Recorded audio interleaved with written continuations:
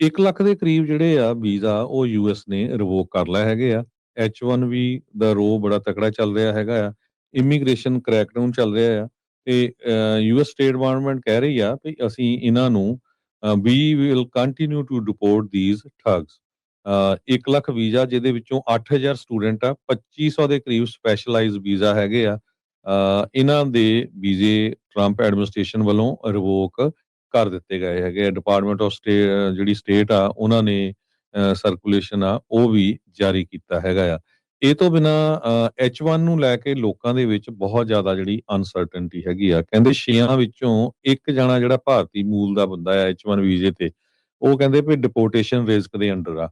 ਅੱਧੇ ਲੋਕ ਜਿਹੜੇ ਆ ਉਹ ਕਹਿੰਦੇ ਆਲਰੇਡੀ ਸੋਚ ਰਹੇ ਵੀ ਅਸੀਂ ਵਾਪਸ ਇੰਡੀਆ ਨੂੰ ਜਾ ਰਹੇ ਹੈਗੇ ਆ H1B ਵਰਕਰ ਦੇ। ਸੋ ਇਹਦਾ ਅਸਰ ਅਮਰੀਕਾ ਦੇ ਵਿੱਚ ਰੀਅਲ ਸਟੇਟ ਤੇ ਹੋਰ ਬਹੁਤ ਚੀਜ਼ਾਂ ਦੇ ਉੱਤੇ ਪੈਣਾ ਹੈਗਾ ਆ। H1B ਵੀਜ਼ਾ ਹੋਲਡਰਸ ਉਹਨਾਂ ਨੂੰ ਖਤਰਾ ਇਹ ਵੀ ਲੱਗਦਾ ਵੀ ਸਾਡੇ ਤੇ ਪਰਮਾਨੈਂਟ ਬੈਨ ਨਾ ਲੱਗ ਜਾਏ USA ਦੇ ਵਿੱਚ। 1584 ਦੇ ਕਰੀਬ ਪੋਲ ਦੇ ਵਿੱਚ ਲੋਕਾਂ ਨੇ ਪਾਰਟਿਸਿਪੇਟ ਕੀਤਾ ਸੀ, ਜਿਹਦੇ ਵਿੱਚੋਂ ਇਹ ਜਿਹੜਾ ਰਿਜ਼ਲਟ ਆਇਆ ਵੀ ਮੈਜੋਰਟੀ 'ਚ ਲੋਕ ਇਹ ਕਹਿ ਰਹੇ ਆ ਵੀ ਅਸੀਂ ਜਿਹੜਾ 50% ਵਾਪਸ ਜਾ ਰਹੇ ਆ, ਵੀ ਪਤਾ ਨਹੀਂ ਜਿਹੜਾ ਆਉਣ ਵਾਲੇ ਸਮੇਂ ਦੇ ਵਿੱਚ ਕੀ ਕੁਝ ਵਾਪਰਨਾ ਹੈਗਾ ਆ। ਸੋ ਇਸੇ ਤਰ੍ਹਾਂ ਇੱਕ ਹੋਰ H1B ਬੰਦੇ ਦੀ ਜਿਹੜੀ ਆ ਉਹ ਬਹੁਤ ਵਾਇਰਲ ਹੋ ਰਹੀ ਹੈਗੀ ਆ ਨਿਊਜ਼ ਵੀ ਉਸ ਨੂੰ ਅਰੈਸਟ ਕਰ ਲਿਆ ਗਿਆ ਆਈਸ ਵੱਲੋਂ ਤੇ ਉਹਨਾਂ ਨੇ ਕਿਹਾ ਵੀ ਤੇਰੇ ਕੋਲ 2 ਘੰਟੇ ਆ, ਜਾਂ ਤਾਂ ਤੂੰ ਵਾਪਸ ਚਲ ਜਾ ਤੇ ਜਾਂ ਫਿਰ ਤੈਨੂੰ ਜਿਹੜਾ ਆ ਜੇਲ੍ਹ ਦੇ ਵਿੱਚ ਪਾਇਆ ਜਾਊਗਾ। ਤੇ ਕਹਿੰਦੇ ਵੀ ਜਦੋਂ ਮੈਨੂੰ ਚੜਾ ਵੀ ਦਿੱਤਾ ਫਲਾਈਟ ਦੇ ਵਿੱਚ ਜੋ ਫਰੈਂਕਫਰਟ ਰੁਕ ਕੇ ਜਾਣੀ ਸੀ 2 ਘੰਟੇ, ਤੇ ਉਸ ਫਲਾਈਟ ਦੇ ਵਿੱਚ ਕਹਿੰਦੇ ਜਦੋਂ ਫਲਾਈਟ ਵੀ ਲੱਗੀ ਕਹਿੰਦੇ ਵੀ ਪਾਇਲਟ ਵੱਲੋਂ ਮੇਰਾ ਨਾਂ ਲੈ ਕੇ ਅਨਾਉਂਸ ਕੀਤਾ ਗਿਆ ਵੀ ਇਸ ਨਾਂ ਦਾ ਬੰਦਾ ਜਿਹੜਾ ਆ ਉਹ ਇੱਥੇ ਹੀ ਬੈਠਾ ਰਹੇ ਤੇ ਬਾਹਰ ਨਾ ਨਿਕਲੇ। ਸੋ ਉਹ ਅੰਡਰ ਡਿਪੋਰਟੇਸ਼ਨ ਆਰਡਰ ਦੇ ਹੈਗਾ ਆ।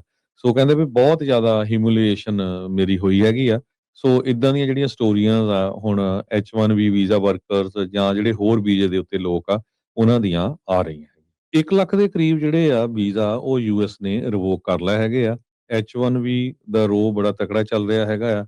ਇਮੀਗ੍ਰੇਸ਼ਨ ਕ੍ਰੈਕਡਾਊਨ ਚੱਲ ਰਿਹਾ ਆ ਤੇ ਯੂਐਸ ਸਟੇਟ ਡਿਪਾਰਟਮੈਂਟ ਕਹਿ ਰਹੀ ਆ ਵੀ ਅਸੀਂ ਇਹਨਾਂ ਨੂੰ ਵੀ will continue to deport these thugs. 1 lakh visa ਜਿਹਦੇ ਵਿੱਚੋਂ 8000 ਸਟੂਡੈਂਟ ਆ, 2500 ਦੇ ਕਰੀਬ ਸਪੈਸ਼ਲਾਈਜ਼ਡ ਵੀਜ਼ਾ ਹੈਗੇ ਆ।